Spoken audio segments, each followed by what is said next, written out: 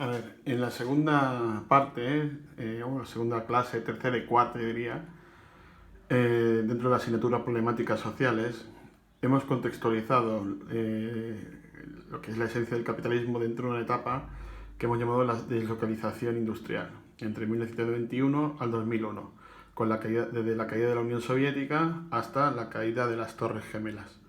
Entonces, hemos visto, yo os enseñé como ejemplo, que dentro de lo que es, por ejemplo, una empresa que estuviera en España, si esta empresa expande su mercado, por ejemplo, al este o al norte de África, tendría más mercado de explotación y además más control. ¿Por qué? Porque puede emplear o diseñar dos estrategias diferentes según el punto en el que se encuentre. En su país de origen en el lugar donde se originó la empresa, puede jugar a un juego que se llama, a una estrategia que se llama juego del ultimátum. Mientras que en los países de destino, de nuevo destino, puede jugar en una estrategia que se llama el juego del dictador. ¿Qué es lo que consigue la empresa? Consigue más mercado, como hemos señalado, y más control, como dijimos también en clase.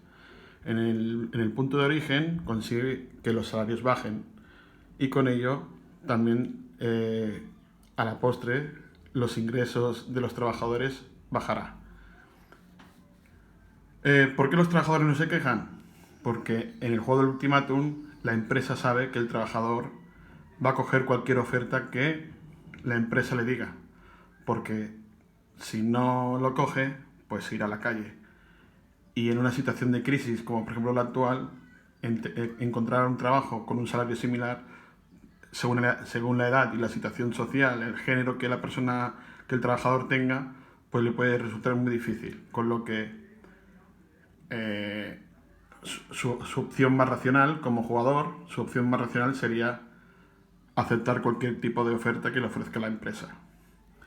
En los países de destino es el juego del dictador, porque aquí la gente acepta lo que sea. Es lo que dice la empresa. La empresa con ella consigue más mano de obra barata y más margen de beneficio. Entonces, en todo este marco ideológico, teórico que estoy explicando, podríamos decir que cuál es el papel del Estado, ¿no? En un mundo donde las grandes empresas, tienen la información completa, mientras que las pequeñas empresas tienen solamente una información parcial del juego. Entonces, si esto es así, existe o es un juego en igualdad de condiciones. ¿Dónde está el papel de la competitividad dentro del sistema? No existe. Y por lo tanto, si no existe la competitividad dentro del capitalismo y hay empresas que tienen más mercado y más información que otras empresas, no puede existir lo que consideramos el libre mercado. Esto cuando se desarrolla definitivamente con la caída de las Torres Gemelas. ¿Qué sucede con la caída de las Torres Gemelas?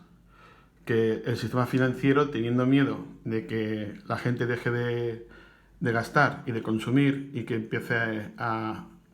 el dinero empiece a no fluir dentro del organismo económico mundial, lo que hacen es bajar los tipos de interés. Con ello, la facilidad de conseguir, por ejemplo, créditos o que el precio de las hipotecas bajen. Pensando ellos que el precio de la vivienda es una economía segura porque nunca dejaría de crecer, cosa que sí que sucedió, dejó de crecer. Lo que provocó la crisis del 2008 y con la crisis del 2008 el endeudamiento. ¿Por qué? El endeudamiento empieza porque los salarios no paran de bajar y con ello los ingresos del consumidor. Si el consumidor tiene cada vez menos ingresos, gasta menos. Y si gasta menos, también va a pagar menos impuestos, porque su poder adquisitivo está bajando. Si cada vez paga menos impuestos, el Estado es más pobre. Si el Estado es cada vez más pobre, lo único que puede hacer el Estado es depender de las grandes empresas. ¿Cuál es el papel de las pequeñas y medianas empresas que existen dentro del Estado? Lo que es la red empresarial que mantiene un Estado vivo, pues empieza a desaparecer. ¿Qué pasa con los consumidores? Pues empiezan a endeudarse, es algo que hemos dicho en clase.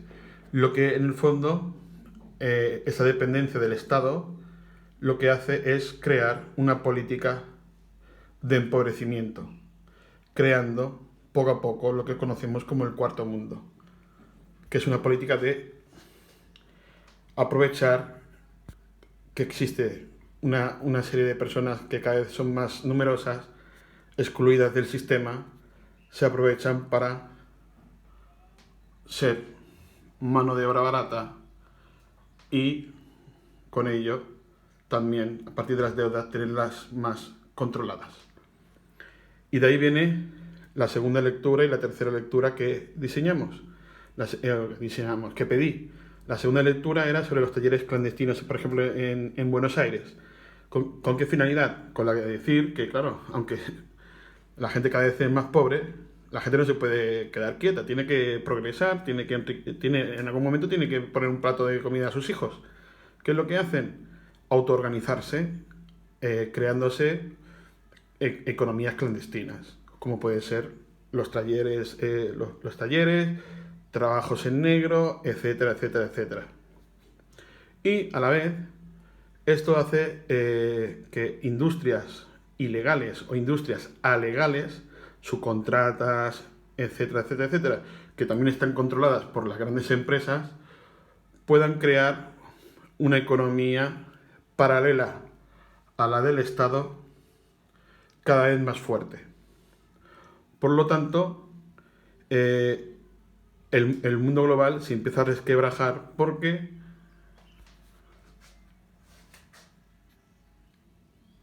el mundo vive diferentes realidades de crecimiento y desarrollo por el empobrecimiento o la inexistencia del Estado.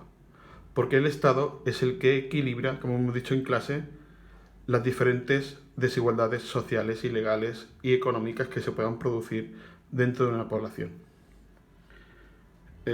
Y esto es más o menos lo que he dicho en estos días. ¿Vale? Esto está en los apuntes del Moodle y también en el Google Classroom.